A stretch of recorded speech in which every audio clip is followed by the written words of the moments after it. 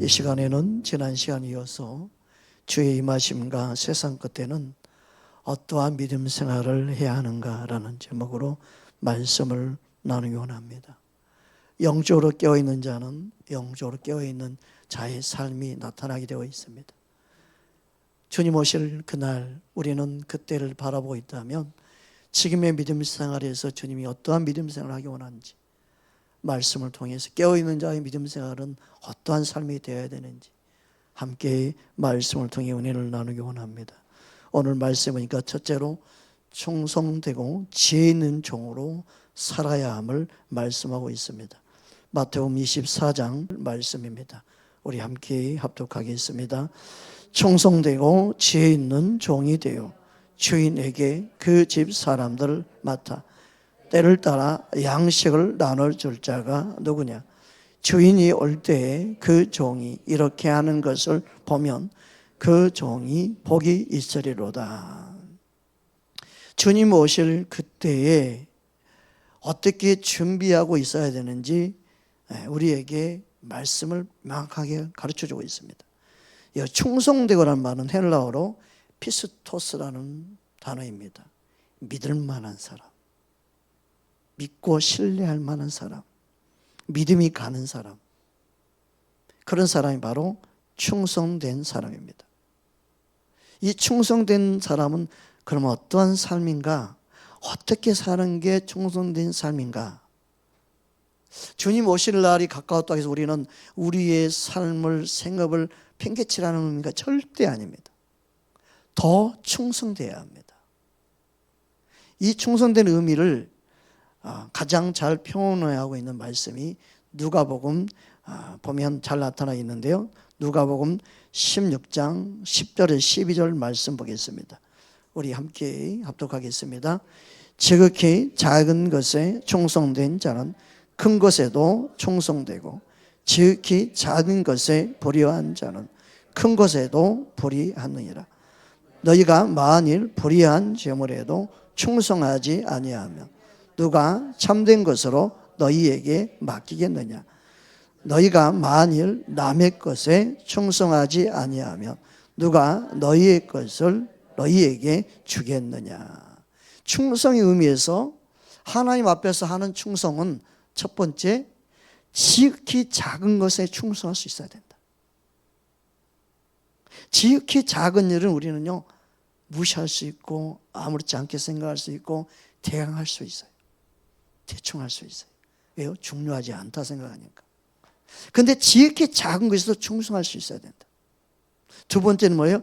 불의한 재물에도 충성할 수 있어야 된다. 여기서 불의하는 단어는 헬라어로 아스코스라는 단어인데 불의한, 부정한, 공평한, 잘못된 대응.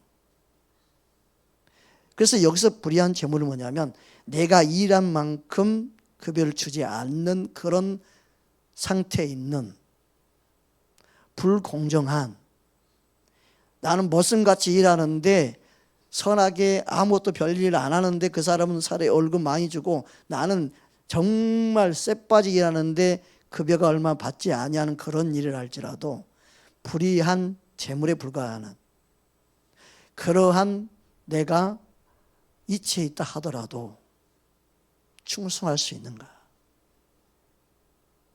그때는 참 열받죠. 속상하고 내가 여기 아니면 딴 데 갈 데 없나? 딴 데 생기기만 하면 내가 옮기겠다는 생각을 갖게 되죠. 그러나 주님이 옮기라는 그때까지 거기에 충성해야 돼요. 제가 부교생활 하면서 사례비를 20만 원 받기도 하고 30만 원 받기도 하고 50만 원 받기도 하면 점점 올라갔는데 주님이 그때 원하는 게 뭐냐면 너가 최선을 다해서 충성하기 원한다. 사례비 신경 쓰지 말고 너가 충성할 때 부족한 모든 것은 내가 너에게 채워줄 것이다. 아니 교회가 형편이 되는데도 사례비를 조금밖에 안 줘요. 그럴지라도 너는 그것에 대해서 불평하지 말고 주어진 일 충성하면 반드시 내가 너에게 갚아줄 날이 올 것을 믿어야 된다.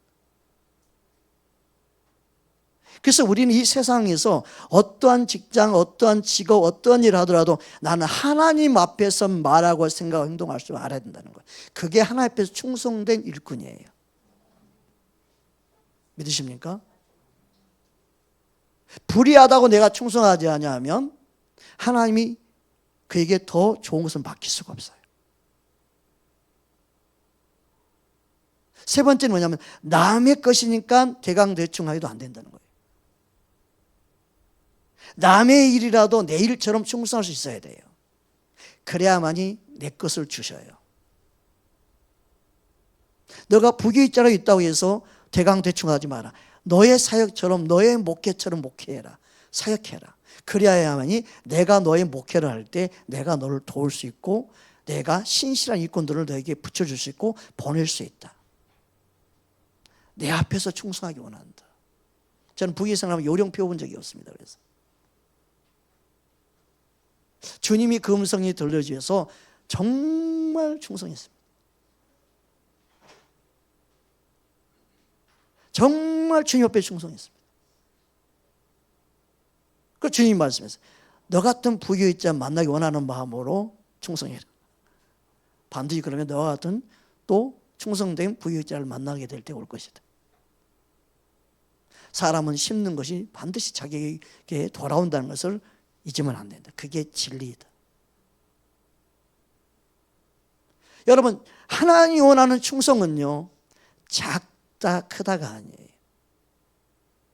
내가 지금 정확한 확실한 대우를 못 받아도, 대접을 못 받아도, 내가 정말 불의한 이치에 있다 할지라도, 그리고 지금 내 일이 아니고 남의 일을 돕는 이치에 있다 할지라도 하나님 앞에서 충성한 자가 되어야 된다는 거예요. 그게 주님 오실 날을 준비하는 자의 마음의 자세요, 진짜 깨어있는 믿음 생활의 모습이에요. 그래서 마지막 주님 오실 날에 가까울수록 내게 맡겨진 모든 것에 충성해야 돼요. 가정을 팽개치고 도망쳐도 안 돼요. 남몰 나오고 버리고 나 혼자 편한 것을 선택해도 안 돼요. 우리는 우리의 주어진 모든 일에 최선을 다하여 충성한 자가 되길 원하시는 거예요. 그러니까 미혹은 뭐예요? 주님 오시려 가까워서 그거 그만둬. 직장 그만둬. 야, 가장 그거 나와. 산속으로 숨어야 돼. 고난이 앞으로 오고 있어. 이런 말에 미혹되면 안 되는 거예요. 그래서 주님이 예수님 여기 있다 저기 있다도 믿지 마라 그런 거예요. 여러분 있는 그곳에 주님 임재가 있기를 원합니다. 여러분 있는 곳에 주님이 충성 일꾼으로 인정받는 자리가 되기를 원합니다. 그래서 내 자리에 있는 그곳에서 신실한 주님 앞에 충성된 일꾼이 되기 원한다는 거예요. 여러분, 그 마음을 우리는 가져야 될 줄 믿습니다. 그래서 우리는 하나님 보실 때 충성된 자가 되어야 합니다. 시편 101편 6절에 보면 다음같이 말씀하고 있습니다. 함께 합독하겠습니다. 내 눈이 이 땅에 충성된 자를 살펴 나와 함께 살게 하리니 완전한 길을 행하는 자가 나를 따르리로다. 아멘. 결국 충성된 자가 주와 함께 사는 거예요. 주님은 충성된 자에게, 여러분, 우리의 모든 것은요, 주님이 우리에게 맡겨준 거예요. 건강도 주님 맡겨준 거예요. 재능도 은사도 모든 우리에게 주신 달란트 하나님 맡겨주신 거예요. 그래서 우리의 건강도 주님을 위해서 어떻게 쓸 것인가 고민해야 되고, 우리가 가지고 있는 모든 것이 주님을 위해서 쓰기를 원하는 그 충성된 마음이 있느냐, 이게 중요한 거예요. 여러분, 주님 앞에 귀하게 쓰임받는 우리의 지체가 되기 원합니다. 우리의 생애가 되기 원합니다. 그래서 주님은 충성된 자를 찾습니다. 우리 마음이 주님을 향한 충성이 있어요. 우리는 잘못하면 내가 사람에 의해서 충성하는 것처럼 생각하면 그게 미혹입니다. 우리는 주님 앞에 충성하는 거예요. 서로 격려하고 힘이 되어주고 위로하지만 우리는 다 같이 주님 앞에 충성하는 거예요.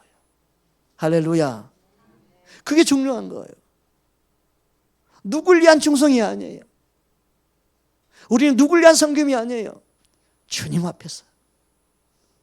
주님, 난 항상 주님 앞에서 충성된 일꾼 되기 원합니다. 난 항상 주님 앞에서 내 맡긴 일을 잘 감당이 원합니다. 우리는 사람을 의식하면 사람의 종이 되고 사람을 이해하면 주님께 영광 돌릴 수가 없습니다. 우리는 항상 주님 앞에서 최선을 다하는, 내게 맡긴 일을 잘 감당할 수 있기를 주님 원하시는 거예요. 그게 주님 오실 날을 잘 준비하는 것입니다. 여러분, 충성된 자는 주인의 마음을 시원케 합니다. 어떤 주인도요, 충성된 직원을 만나면 참 기분이 좋은 거예요. 야, 저렇게 열심히 일하네. 자기 일처럼 일하네.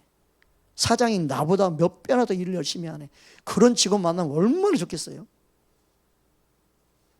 그래서 충성된 자를 만나면요, 주인의 마음을 시원케 하는 거예요. 여러분, 우리가 충성할 때 예수님 마음을 시원케 하는 것입니다. 할렐루야. 잠언 25장 13절 말씀입니다. 함께 압도하겠습니다.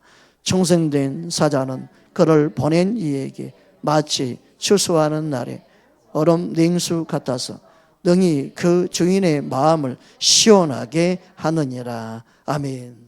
그래서 깨어있는 자 특징이 뭐냐? 깨어있는 자는 주님 앞에서 충성하는 거예요. 그런데 어두운 뭐냐? 야야야야, 좀 봐봐자. 그런데 너 거기서 그러고 있으면 되겠냐?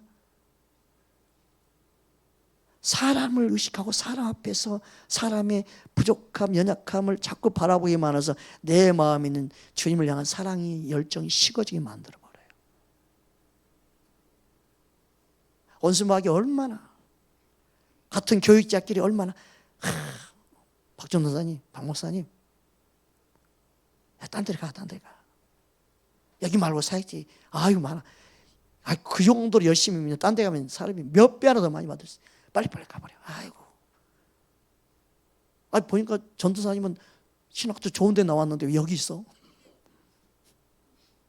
왜 여기 있냐고. 참 답답하네. 나는 신학을 별로 없는데 나와가지고 여기 있지만, 보니까, 어휴, 그런 데 나왔으면 좋은 데 갈 수 있잖아요. 빨리빨리 가요, 빨리빨리. 난 안 불러서 못 가는데, 불렀는지 많겠는데, 빨리 가요, 빨리. 사람의 머리 계산, 주님 앞에서 충성하는 마음이 없으면요, 환경과 그리고 손으로 계산하고 머리로 계산해서 이익이 되나 안 되나 자꾸 거기에 휩쓸려 가는 거예요. 그거는 진정한 하나님 보실 때 충성이 아니에요. 얼마나 많은 사람들이 야갔습니까? 좀 더 뭔가 급여를 많이 주고 뭔가 사례를 많이 주고 뭔가 더 많은 이익이 있으면 옮겨버리잖아요, 다. 하나님 앞에서 충성해서 주님이 옮기라는 날까지 나 여기 있겠습니다. 주님이 가라는 날까지 있겠습니다. 그게 충성된 종의 모습이죠. 저는 그랬습니다. 사역지 옮길 때마다 주님이 있으는 날까지 있겠습니다.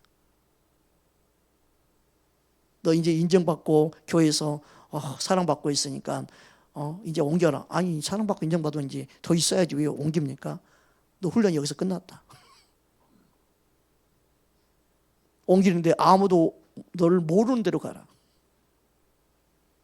전혀 모르는 데 가서 새롭게 시작해라.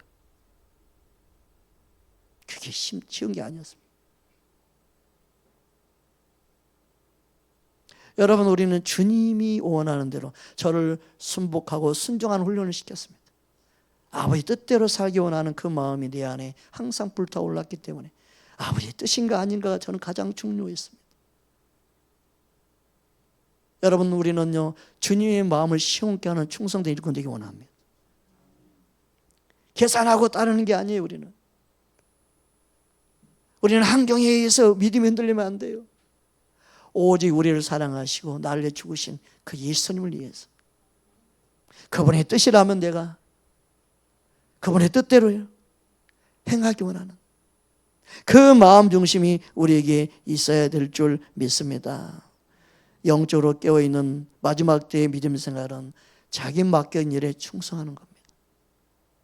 주님이 있으라는 그곳에 있는 겁니다. 보세요. 많은 사람들이 교회가 어느 정도 성도를 크면요, 자기가 계획합니다. 더 큰 데로 옮기고자 해서 계획합니다. 그래서 더 큰 데로 옮기면 성도들이 떨어지는 경우가 너무 많습니다.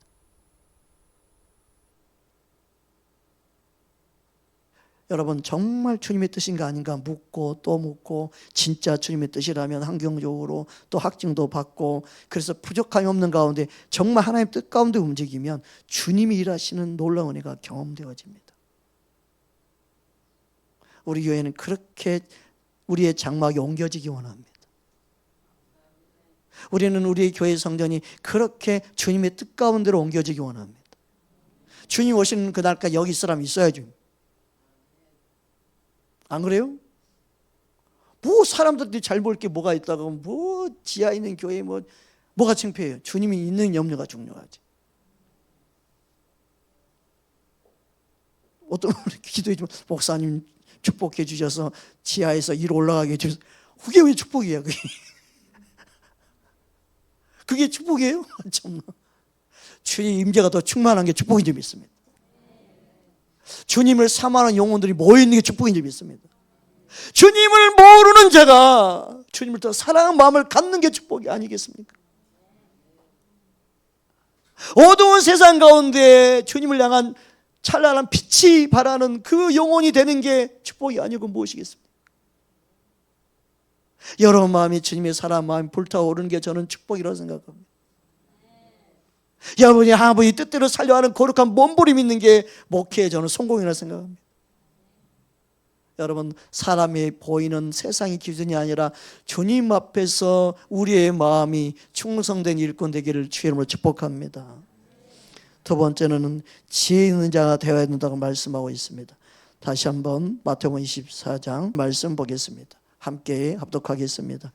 충성되고 지혜 있는 종이 되어 주인에게 그 집 사람들을 맡아 때를 따라 양식을 나눠줄 자가 누구냐. 여기서 지혜 있는 자는 헬라어로 프로니모스라는 단어인데, 통찰력이 있는, 사례가 깊은, 총명한, 신중한 그런 뜻입니다. 그냥 지혜롭다 생각하면은 너무나 막연한데, 진짜 지혜는 뭐냐면 하나님 말씀에 순종하는 거예요. 그게 진짜 지혜로운 거예요. 지혜로운데 결국 하나님 말씀에 순종하지 않는다. 그게 어리석은 자예요. 진짜 지혜로운 뭐냐면 하나님 뜻에 그냥 순종하는 거예요. 복잡하게 생각할 필요 없어요. 막 자기의 지식을 이야기하고 자기의 실력을 이야기하는데 결국 순종 안 해. 그러면요, 지혜로운 게 아니에요. 지혜로운 척을 한 거예요. 진짜 지혜는 뭐냐면 하나님 뜻에 그냥 순종해 버리는 거예요. 몰라도 상관없어요. 그냥 순종할 수 있는 게 지혜로운 자예요. 자녀가 누가 지혜로우냐? 부모 말에 그냥 순종해 버리는 자녀가 제일 지혜로운 거예요. 어리석은 자녀는 뭐예요? 첫째, 왜 잘못됐는지, 둘째, 부모의 말씀 왜 문제가 있는지 다 따져. 결국 뭐예요? 그래서 순종하지 않겠다. 아이고 어리석다. 내가 그거 순종하면 다 숨겨놨던 거 딱 주려고 그랬는데, 이런 부모가 있는데도 자기의 생각을 가지고 따져. 그러면요, 부모 입장에서는 참 어리석다. 그렇게 안 돼요. 여러분, 하나님이 보실 때 지혜로우면요, 순종하는 거예요. 그러니까 지혜로운 척한 사람 너무너무 많아. 박사학위 다 하죠. 근데 진짜 중요한 것은요, 주님의 뜻이라는 말 순종해 버릴 수 있는 사람. 할렐루야. 그게 마태복음 7장 24절 말씀입니다. 함께 보겠습니다. 함께 합독하겠습니다. 그러므로 누구든지 나의 이 말을 듣고 행하는 자는 그 집을 반석에 지은 지혜로운 사람 같으리니. 여기서 말하는 지혜로운 사람은요, 주님 말씀을 듣고 행하는 자를 말을 해요. 그 진짜 지혜로운 자는요, 말씀에 그냥 순종하는 자예요. 따질 것도 없어요. 이유 달 것도 없어요. 그냥 아멘 해버릴 수 있는 사람. 그게 진짜 지혜로운 자예요. 그래서 지혜로울수록 순종이 되어지는 거예요. 그래서 믿음 생활에 진짜 지혜로운 믿음 생활은 하나님 말씀에 아멘이 되어버리는 거예요. 그래서 어리석으면요, 그걸 순종해야 되나 말아야 되나. 자꾸 내 생각이 자꾸 들어와서. 어머니, 내가 어릴 때는 몰라서 그러는데 크고 보니까 꼭 그건 아닌 것 같은데. 세상이 이러는데 그렇게 살아도 되나요? 자꾸 자기 생각을 말하게 되죠. 여러분, 우리는 주님 앞에서 진짜 지혜는 말씀에 순종하는 것입니다. 그 어리석은 사람은요, 하나님 말씀을 거부합니다. 불순종하게 됩니다. 그게 불신앙입니다. 진짜 믿음은요, 하나님 말씀에 순종하는 것입니다. 그래서 예수님은 세상에 우리를 보낼 때 정말 양을 이리 가운데 보낸 것 같다 했어요. 그래서 뱀처럼 지혜로워야 되고 비둘기처럼 순결해야 된다. 그렇게까지 말씀하셨어요. 마태복음 10장 16절 말씀 보겠습니다. 함께 합독하겠습니다. 보라, 내가 너희를 보냄이 뱀같이 이리 가운데 보냄과 같도다. 그러므로 너희는 뱀같이 지혜롭고 비둘기같이 순결하라. 아멘. 지혜는요, 아닌 것을 잘 말해서 거부를 할 수 있는 게 지혜죠. 순결은 뭐예요? 내가 지혜롭게 살려고 방법을 따라서 행하는 데 있어서 내가 지혜롭게 말해서 거부하고 그걸 잘 설 수 있는 게 지혜라면, 순결은 뭐냐면 그들과 타협하지 않는 거. 내가 살겠다고 지혜롭게 행동했는데 타협해버린 뭐예요? 순결을 놓쳐버리는 거죠. 믿음을 놓쳐버리는 거죠. 그래서 지혜로우면서도 믿음을 지켜야 되는 게 순결하는 거예요. 세상과 타협하지 않는 거. 교회는요, 우리의 믿음 생활은요, 세상에 물들면 안 돼요. 타협하면 안 돼요. 종교다운지 얼마나 지금, 제가 자녀 8명 낳았을 때 왜 자녀 8명 줬습니까? 뭐 여러 가지 질문도 하고 물어보고 있는데, 한 번은 주님 그랬어요. 첫째도 너의 아들, 둘째도 너의 아들, 셋째, 넷째, 다섯째, 일곱째, 여덟째까지 너의 아들인 것처럼, 잘해도 못해도 너의 자녀인 것처럼, 잘나도 못하도 너의 자녀인 것처럼, 너의 말에 잘 듣고 순종하는 너의 자녀인 것처럼, 아직 어려서 똥오줌 못 가리고 있는 저 갓난애기도 너의 자녀인 것처럼, 성도들이 다 나의 자녀인 걸 놓치지 마라. 나의 자녀인 것을 잊지 마라. 너는 그들을 나의 자녀임을 맡겼다는 사실을 알고 잘 사랑으로 섬기는 게 너의 이치다. 그렇게 시청각으로 주님 말씀하셨어요. 너 말만 잘 듣고 잘 따르는 자만 너의 자녀인 것처럼 생각하지 말고, 아직 똥오줌 못 가린 채도 너의 자녀인 것처럼, 내 자녀가 영적으로 아직 어려서 따르지 못한다 할지라도 내 사랑하는 내 자녀라는 것을 잊지 마라. 사랑으로 잘 돌보면 그가 자녀들이 잘하는 것처럼, 영적인 자녀들도 사랑으로 너가 잘 섬기고 돌보면 그들이 믿음이 점점 자랄 때가 오는 거다. 처음부터 누가 믿음 생활이 장성한 애들처럼 저렇게 건너뛰는 자녀가 어디 있냐? 영적인 자녀도 자라야 된다. 우리 모두 다 믿음이 자라서 이 정도 된 거예요. 계속 자라야 되는 거예요. 그냥 예수 믿으면 뚝딱 성인이 되는 게 아니에요. 예수 믿고 뚝딱 새 생명 얻었다고 해서 바로 주님께 반응하는 게 아니에요. 어린아이가 태어났다고 사람이죠. 사람 구실을 하려면요, 그리스도인으로서 살아가게 하려면요, 자라야 돼요. 그래서 젖으로만 하면 안 된다. 밥을 먹을 때까지 자라야 된다는 거예요. 그래서 말씀이 젖만 먹여서도 안 되는 거죠. 계속 자라가게끔. 여러분이 믿음의 교제를 하고 믿음의 만남을 하고 할 때마다 그 수준에 맞춰서 잘 케어해주고 양육해줘야 되지, 자기 믿음의 수준에만 이야기하면요, 못 쫓아와요. 채요. 소화 못 시켜요. 나도 맞아 그럴 때가 있었는데요. 맞아요. 그때 맞아요. 그렇죠. 맞아요. 그때는요, 아장아장 걷기도 힘들어요. 몇 번 넘어지고 그러죠. 지금 내가 뛴다고 아장아장 걷고 그럴 데가 없었던 게 아니잖아요. 설명할 수 있는 그 지혜가 필요한데요. 얘 못 뛰어. 얘. 왜 넘어져? 그러면 안 되는 거예요. 그게 뭐예요? 아버지의 마음, 주님의 마음이 없어서 그러고 몰라서 그러는 거예요. 다 그렇게 돼야 된다고 말씀을 하더라도 가정이 있는 거 아니겠어요? 우리 마음에 주님의 마음이 있어서 정말 이 세상에 살면서 지혜가 있어야 되고, 그리고 끝까지 우리의 믿음이 변질을 되지 않는 순결함을 놓치지 말아야 합니다. 왜 그렇습니까? 온수 마귀는 우는 사자같이 삼킬자를 두루 찾기 때문에 그렇습니다. 베드로전서 5장 8절 말씀입니다. 함께 합독하겠습니다. 근신하라, 깨어라. 너희 대적 마귀가 우는 사자같이 두루 다니며 삼킬 자를 찾나니. 그래서 믿음에 굳게 서 있는 자는 물질 수 있죠. 믿음이 굳건하게 서 있으면요, 무서워하지 않아요. 즉 믿음이 자라있으면 무서워하지 않아요. 어린아이는 강아지만 봐도 무서워서 엄마 뒤에 숨잖아요. 장가간 어른이 저 강아지 보고 여보 무서워 피한다고 생각해 보십시오. 정상이 아니죠. 그거는.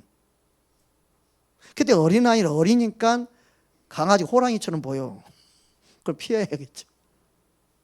믿음이 자라면 원수 마귀가 무섭지 않아요. 근데 믿음이 어리면 다 무서워. 느낌만 있어도 무서워. 근데 믿음이 장성불량이 자라면 안 무서워요. 아무리 공갈 협박을 해도 원수 마귀가 그래도 전혀 안 무서워. 빨리 가. 빨리 가. 예수님 떠나가. 그리고 물리쳐버리죠. 여러분, 원수 마귀는 어리는 자들에게 항상 우는 사자처럼 달라들어요. 믿음이 흔들리고 요동하는 그들에게 자꾸 다가가요. 삼킬 자를 찾기 때문에. 그래서 믿음이 어린 사람은 보호해 줘야 되고 기도해 줘야 되고 돌봄이 필요한 거예요. 여러분, 갓난아기 집에 혼자 놔두고 절대 출근 못합니다. 걔가 일어나서 밥을 차려 먹는 것도 아닌데, 걔가 어린이 알아서 화장실 가는 것도 아닌데, 돌봄이 필요하고 누군가 손길이 필요해요. 영적인 어린아이도 마찬가지입니다. 돌봄이 필요합니다. 근데 문제는 뭐냐면 영적인 어린아이인데 아는 척을 하고 영적인 어린아이인데 배우려고 하지 않는, 그게 교만이죠. 답이 없어요. 그런 영혼은. 오늘 겸손함이 없으면 답이 없어요. 근데 종교개혁은 뭐냐? 자꾸 믿음 생활하는 척을 가르쳐 준 거예요. 진짜 주님을 아는 게 아니라 주님의 간에서 공부하고 배워놓으니까 자기 믿음이 그런 줄 알고 있는 거예요. 착각에 빠지는 게 문제예요. 우리는 주님이 느껴져야 됩니다. 우리는 주님의 사랑이 내가 알아지고 깨달아져야 합니다. 우리는 주님의 그 사랑으로 영혼들을 대할 수 있어야 합니다. 그게 필요합니다. 굳게 믿음이 서 있을 때 원수 마귀를 대적할 수 있습니다. 베드로전서 5장 9절 말씀 보겠습니다. 함께 합독하겠습니다. 너희는 믿음이 굳게 하게 하여 그를 대적하라. 이는 세상에 있는 너희 형제들도 동일한 고난을 당한 줄을 압니다. 그래서 어떤 고난 가운데 있어도요, 믿음이 굳게 서 있는 사람은요, 모든 환경을 이길 수 있습니다. 원수 마귀를 물리칠 수 있습니다. 그래서 내가 고난 가운데, 아픔 가운데, 정말 괴로운 가운데 있으면 원수 마귀, 어떤 원수 마귀가 최종적으로 다가올까요? 너 살면 뭐하냐? 너 죽어 그냥. 자살의 영이 찾아오는 거예요. 그게 사망의 영이 찾아오는 거예요. 극단적인 결단을 하고 자기 생명을 끌어버리는 게 가장 무서운 거예요. 그 믿음이 있으면 나는 그렇게 하지 않는다. 이 시험 떠나갈지어다. 내 생명의 주인은 예수님이시다. 나의 삶의 주인은 예수님이시다. 할렐루야. 자살의 영에 속지 않는 거예요. 제일 안타까운 게 믿음 있는 하나님의 자녀들도 자살에 가는 게 안타까워요.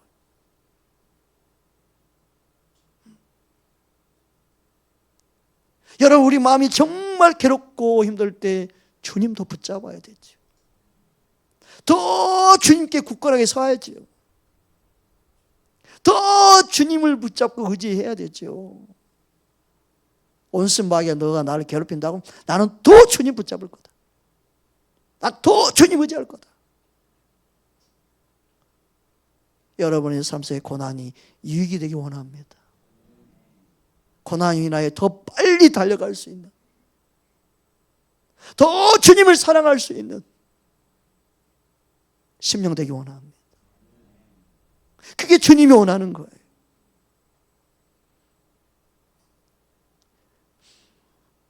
그래서 우리의 믿음이 고난 가운데 굳게 서 있으면 주님으로 인하여서, 그 은혜로 인하여서 더 온전해지고 더 굳게 되고 더 강하게 되고 더 견고하게 되는 줄 믿습니다. 그래서 다음 10절에 다음같이 말씀하고 있는 거예요. 베드로전서 5장 10절 말씀 보겠습니다. 함께 합독하겠습니다. 모든 은혜의 하나님 곧 그리스도 안에서 너희를 부르사 자기의 영원한 영광에 들어가게 하시니가 잠깐 고난 당한 너희를 친히 온전하게 하시며 굳건하게 하시며 강하게 하시며 터를 견고하게 하시리라. 아멘. 주님이 우리를 그 목적으로 이끄시는 것. 그래서 우리는 어떤 환경에 있든 환경 때문에, 사람 때문에 좌절하고 절망하면 안 돼요. 여러분의 믿음이 있음을 보여줄 수 있는, 다 굳건하게 일어날 수 있는 귀한 통로가 되기를 주의 이름으로 축복합니다. 다시 한번 본문 말씀 보겠습니다. 마태복음 24장 45절 보겠습니다. 함께 합독합니다. 충성되고 지혜 있는 종이 되어 주인에게 그 집 사람들 맡다 때를 따라 양식을 나눠줄 자가 누구냐. 여기서 주인은 큐리오스, 주인, 주님 뜻입니다. 집 사람들은 우리의 공동체를 말하기도 하고 가족 공동체를 말하기도 합니다. 여기서 맡아라는 말은 인도하다, 임명하다, 지명하다, 책임을 지다 라는 단어입니다. 그래서 하나님께서 뭔가 맡겼다는 것, 여러분이 그 맡겨졌다는 사실을 인지하고 그걸 믿고 있어야 돼요. 여러분요, 여러분의 가정을 맡겼어요. 여러분의 생의 삶을 맡겼어요. 여러분이 섬길 수 있는 교회를 맡겼어요. 그리고 우리에게 이 나라 민족을 맡겼어요. 내가 사는 이 지역, 이 나라를 위해서 기도해야 돼. 중요합니다. 여러분의 자녀를 위해서 기도할 책임이 여러분에게 있습니다. 맡겼기 때문에. 자녀가 지금 어떻게 행동하고 이게 중요한 게 아니라 내게 맡겨졌기 때문에 내 할 일을 해야 돼요. 그게 충성이에요. 마음에 든다 안 든다, 내 기분 감정 흔들리면 안 돼. 주님이 내게 맡겼다는 사실을 믿어야 돼요. 그래서 여러분 좋은 환경 가운데 최선을 다해야 됩니다. 도망치면 안 돼. 피하려고 하면 안 돼. 주님이 나를 부르시는 그날까지 내게 맡겨진 이 자리를 잘 지키는 자가 되어야 돼. 여러분의 가정을 잘 지키는 자가 되기 원합니다. 할렐루야. 너무너무 중요합니다. 제가 자녀를 몇째인가 낳았을 때 이민 갈 수 있는 기회가 있었어요. 근데 주님이 이민 가라, 이민 가지. 사람들 생각이요, 주님이 이 땅에 태어나서 이 땅을 책임져야 돼요. 내가 이 땅을 버리고 가면 안 돼요. 고생해요. 주님이 가라 가면 가도 가라가는 음성이 듣기 전에 가면 안 돼요. 유학하고 뭐 공부하러 가는 건 상관없지만 이민 가는 것은 자기의 그냥 뿌리채 다 옮기는 거 아니에요? 여러분 다 주님의 부르심과 뜻이 있어요. 그럼 그것을 놓고 기도해서 제 부르심을 이루기를 원해야 되죠. 선교사님 그렇게 해서 안 갑니다. 내가 왜 갑니까? 자녀들 앞길 위해서 가야 되는데 자녀들 거기서 태어나면 바로 그 시민권 갖고 뭐죠. 우리 집 애들이 어떤 애는 그런 이야기 했어. 그때 가시지. 그럼 미국 사람인데. 거기서 태어났을 거 아니었죠? 그런 애도 있어. 나는 한국 사람으로 한국에 태어난 게 하나님의 뜻이야. 나 거기 갔으면 너가 안 태어났을지 몰라. 그 말은 안 했지만 이 땅에 부르심이 있기 때문에 이 땅에 태어나게 한 거예요. 자꾸 사람 생각으로 이 세상이요. 자꾸 믿는 자들 안에도 오염돼가지고 심각해.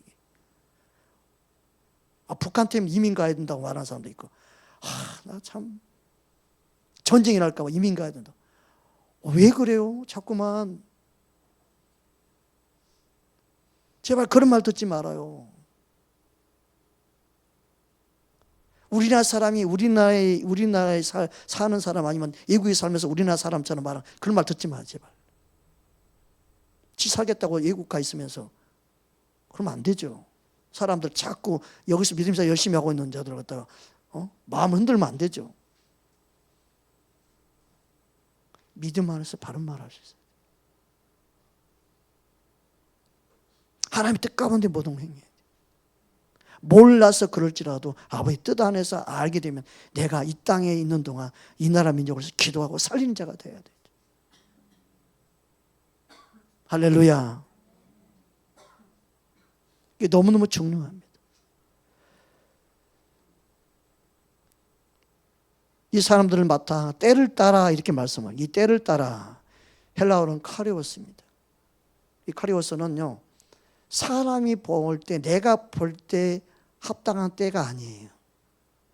하나님 보실 때 합당한 때예요. 그래서 하나님의 뜻, 하나님의 때에 이루어지기 위해서 우리는 기도해야 되고, 하나님 때에 맞는 영의 양식을 줘야 된다는 거예요. 그래서 우리는 말씀을 나눌 때도 주님 이 시간 이걸 말씀을 나눠야 됩니까? 저는 묻습니다. 주님의 때에 주님의 말씀이 풀어지기 원해야 돼요. 그 주님의 뜻을 이루기 위한 메시지를 전해야 되는 거예요.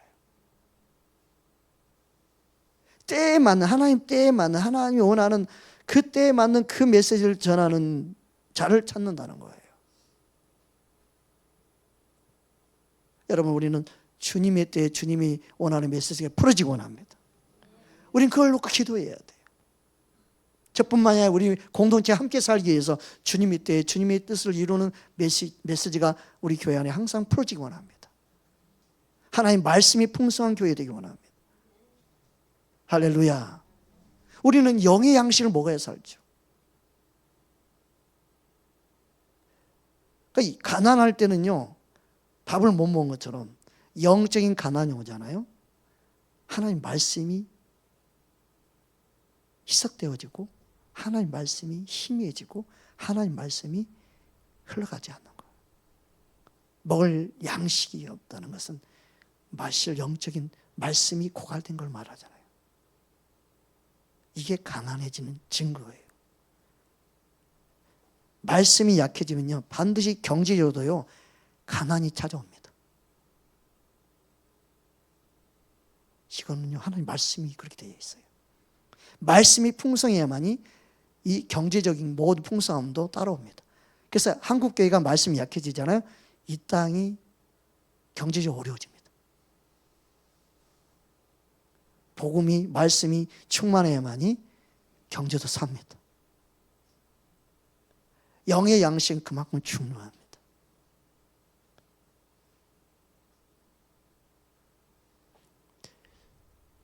우리는 주님 안에서 믿음으로 바르게 반응할 수 있어야 됩니다.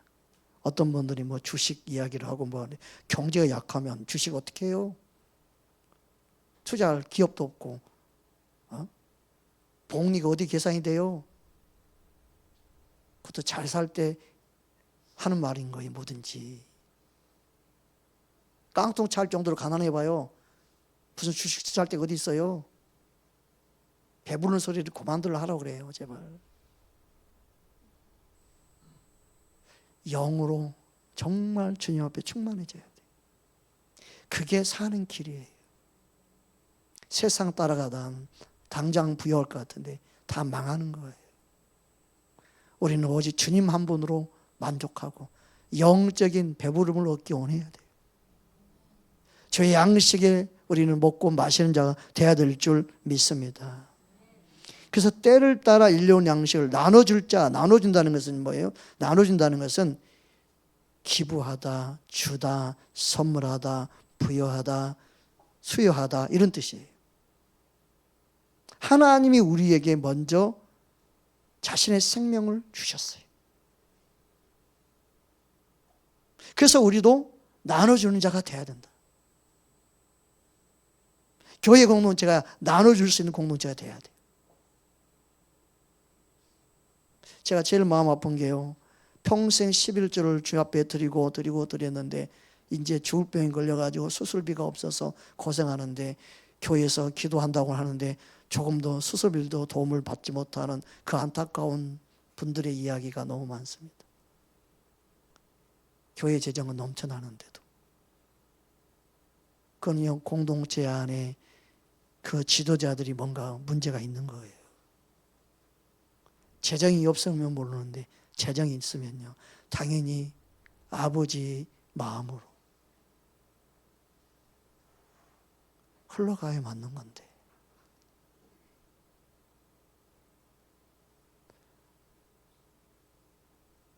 그 주님의 마음이 없다는 것은 생명이 없는 거예요. 받은 것을 흘러보낼 수 있는 공동체가 되기를 원해야 돼요. 그게 주님의 사랑을 나타내는 겁니다. 하나님은 우리에게 그의 아들 예수님을 우리에게 주셨습니다. 요한복음 3장 16절 말씀 보겠습니다. 함께 합독합니다. 하나님이 세상을 이처럼 사랑하사 독생자를 주셨으니 이는 그를 믿는 자마다 멸망하지 않고 영생을 얻게 하려 하심이라. 그래서 하나님은 예수님을 우리에게 선물로 주신 거죠. 그래서 예수님 자신이 선물이라고 말씀하고 있습니다. 요한복음 4장 10절 말씀 보겠습니다. 함께 합독하겠습니다. 예수께서 대답하여 이르시되 내가 만일 하나님의 선물과 또 내게 물 좀 달라는 이가 이건줄 알았더라면 내가 그에게 구하였을 것이요 그가 생수를 내게 주었으리라. 믿음 생활이 뭔지를 모르고 예수님이 누군지를 모르면요, 구하지를 않습니다. 모르기 때문에 구하지 못해요. 예수님 옆에 있어도, 예수를 믿는다 하면서도 우리는 예수님을 정확하게 알고 더 알기 원하여서 제 뜻대로 구하는 자가 되기를 원합니다. 예수님은 자신을 기꺼이 우리를 사랑하셔서 주셨습니다. 저와 여러분은 예수님을 얻은 자입니다. 하나님의 사랑을 받은 자입니다. 갈라디아서 1장 4절 말씀입니다. 함께 합독하겠습니다. 그리스도께서 하나님 곧 우리 아버지의 뜻을 따라 이 악한 세대에서 우리를 건져 주시려고 우리 죄를 대속하기 위하여 자신의 몸을 주셨으니. 예수님은 자신을 주셨어요.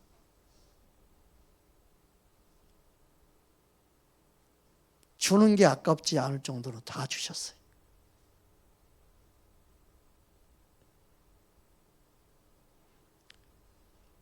디모데전서 2장 6절에 보면 모든 사람을 위하여 내어주셨다고 말씀합니다. 함께 합독하겠습니다. 그가 모든 사람을 위하여 자기를 대성물로 주셨으니 기약에 이르러 주신 증거니라. 모든 사람을 위하여 주셨으니까 모든 사람이 구원 얻는다고 말하면 안 되죠. 모든 사람에게 자신을 주신 것은 모든 사람을 구원 얻게 하는 하나님 아버지 뜻을 말씀하죠. 그러나 영생은, 구원은 그것을 믿는 자에게만 있는 거죠. 이게 명확해야 돼요. 자꾸 원수 막 이리저리 차고 들어와. 이단들이 이리저리 차고 들어와. 말씀으로 장난쳐버려요. 요한복음 5장 24절 말씀 보겠습니다. 함께 합독합니다. 내가 진실로 진실로 너희에게 이르노니 내 말을 듣고 또 나 보내신 이를 믿는 자는 영생을 얻었고 심판에 이르지 아니하나니 사망에서 생명으로 옮겼느니라. 아멘. 이처럼 예수님은 믿는 자들에게 자신의 생명을 주시는 것인 줄 믿습니다. 이게 중요하죠. 그러니까 예수님을 믿어야 되죠. 날 위해 죽으시고 날 위해 부활하시고 나의 모든 일이 찢어진 것을 내가 얼마만큼 믿고 있느냐. 지식이 아닌 실제로 내가 깨달아 알아야 되죠. 요한복음 10장 28절에 보면 다음과 같이 말씀하고 있습니다. 진짜 이 사실을 믿는다면 빼앗길 이유가 없고 빼앗아 갈 자가 없게 돼요. 함께 합독합니다. 내가 그들에게 영생을 주노니 영원히 멸망하지 아니할 것이요 또 그들을 내 손에서 빼앗을 자가 없느니라. 모르면 빼앗겨요. 제가 제 동생들이 밑에가 남동생 3명이 있었는데 제가 어릴 때 막내 동생한테 장난을 한번 친 적이 있어요. 손님이 왔다 갔는데 다 똑같이 10,000원씩인가 줬어요. 와, 그때가 엄청 큰 돈이었어요. 그래서 내가 1,000원짜리를 가지고 있는 걸 가지고 1,000원짜리 3장 가지고 10,000원짜리 1장을 바꾸려고 이 3장 줄게 너 1장 줄래? 그랬더니 얼른 주더라고요. 그래가지고 어머니한테 엄청 혼났어. 이 동생을 빼앗았다고 혼난 적이 있는데 되게 3개니까 너 1장 3개가 더 많아? 1장이 많아. 그래가지고 엄마한테 혼났어. 왜냐하면 모르면 속는 거예요. 모르면 빼앗기는 거예요. 그래서 원수 마귀는 누구에게 미혹하고 누구를 모르는 자에게, 그 영적으로 어린 자에게 진리를 확실히 붙잡고 있으면 빼앗길 일 없어. 이게 더 큰 거 알거든.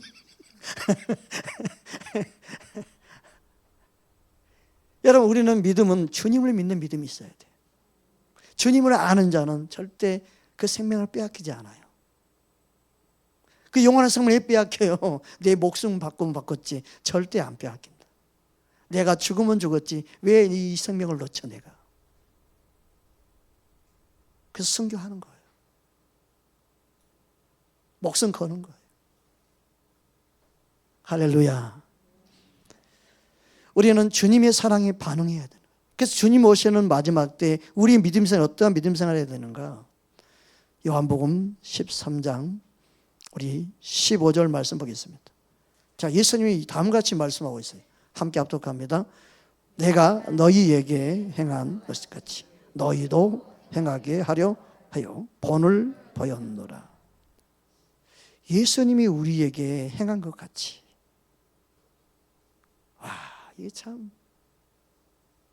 우리도 행하기를 원하시는 거예요.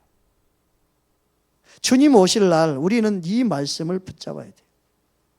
그래서 오늘 말씀에 우리의 부르심은 예수님처럼 사랑하며 사는 것이라고 자꾸 제가 말씀드린 이유가 주님 오시면 얼마만큼 나처럼 사랑하며 살았느냐예요. 그래서 양과 염소의 기준이 뭔가를 말씀에 정확하게 가르쳐주고 있습니다. 여러분, 양과 염소의 기준이 뭔지 함께 말씀을 살펴보고 우리 말씀을 마무리하기 원합니다. 자, 마태복음 25장 31절에서 34절까지 보겠습니다. 함께 합독하겠습니다. 인자가 자기 영광으로 모든 전사와 함께 올 때에 자기 영광의 보좌에 앉으리니 모든 민족을 그의 앞에 모으고 각각 구분하기를 목자가 양과 염소를 구분하는 것 같이 하며 양은 그 오른편에 염소는 왼편에 두리라.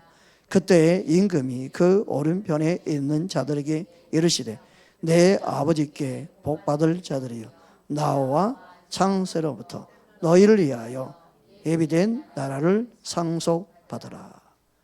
이 말씀 그대로 주님이 이루어집니다. 이 말씀은요, 절대 땅에 뜨지 않고 다 이루어집니다. 이 말씀 그대로 주님은 심판합니다. 말씀 일적인 말씀을요, 절대 우리는 빼면 안 됩니다. 주님 오시게 되면 말씀 이대로 양과 염소를 구분한다는 사실을 알아야 됩니다. 이 말씀에 의해서 우리가 믿음 사는 게 깨어 있는 겁니다. 그러면 양은 어떠한 삶을 사는 게 양인지 보기 원합니다. 우리 35절부터 39절까지 보겠습니다. 함께 다음 말씀 마태복음 25장 35절에서 39절까지 함께 봅니다. 시작. 내가 저릴 때에 너희가 먹을 것을 주었고 목마를 때에 마시게 하였고 나그네 되었을 때에 영접하였고 헐벗었을 때에 옷을 입혔고 병들었을 때에 돌보았고 옥에 갇혔을 때에 와서 보았느니라. 대답하여 이르되 주여 우리가 어느 때에 주께서 줄이신 것을 보고 음식을 대접하였으며 목마른 것을 보고 마시게 하였나이까. 어느 때에 나그네 되신 것을 보고 영접하였으며 벌벗은 것을 보고 옷 입혔나이까. 어느 때에 병드신 것이나 옥에 갇히신 것을 보고 가서 배웠나이까. 여러분, 예수님을 직접 한 건 아니지만 우리 주변의 이웃에게 어떻게 하는가가 예수님께 한 거예요. 그래서 다음 40절에 다음과 같이 말씀하고 있습니다. 다음 40절 우리 함께 보겠습니다. 임금이 대답하여 이르시되 내가 진실로 너희에게 이르노니 너희가 여기 내 형제 중에 지극히 작은 자 하나에게 한 것이 곧 내게 한 것이니라 하시고. 그래서 우리는요, 병들었을 때, 옥에 갇혔을 때, 또 그가 약하고 어렵고 못 먹고 헐벗고 살 때 돌보아야 될 지체는요, 같은 공동체 안에 있는 형제예요. 지체예요. 자꾸 구제한다고 이웃 뭐 옆에 하다고 안 믿는 사람 돕는 게 아니라 믿는 자를 먼저 돕는 거예요.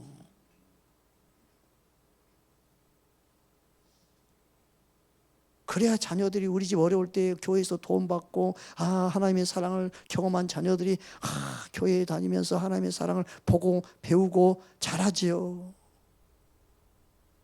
근데 구제하면요 전혀 교회 성도는 안 돌아보고 구제하면 전혀 모르는데 어디 돕는 게 구제라고 생각을 해요.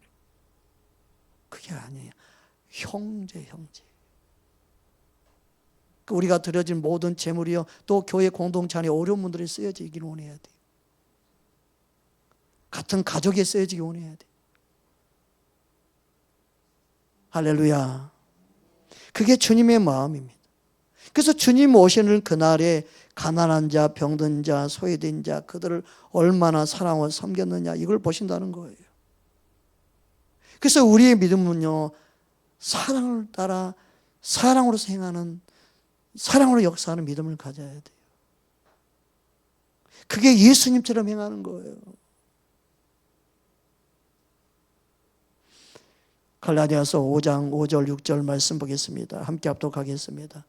우리가 성령으로 믿음을 따라 의의 소망을 기다리노니 그리스도 예수 안에서 할례나 무할례나 효력이 없으되 사랑으로서 역사하는 믿음뿐이니라. 아멘. 교회가 재정이 어느 정도 생긴다 그러면요 교회 재정이 형편이 좀 넉넉하게 되면요 성도들 형편에 따라서 나눌 수 있어야 되는 거예요.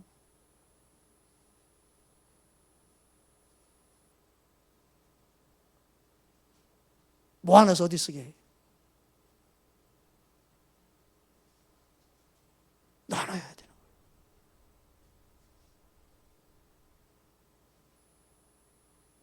나 그런 교회 되고 싶어요. 주님이 그런 교회 세우기 원하는 거예요.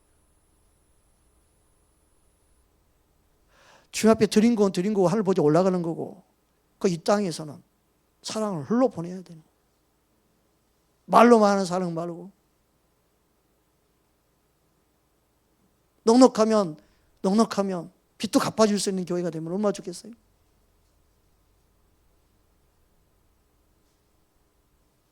왜요?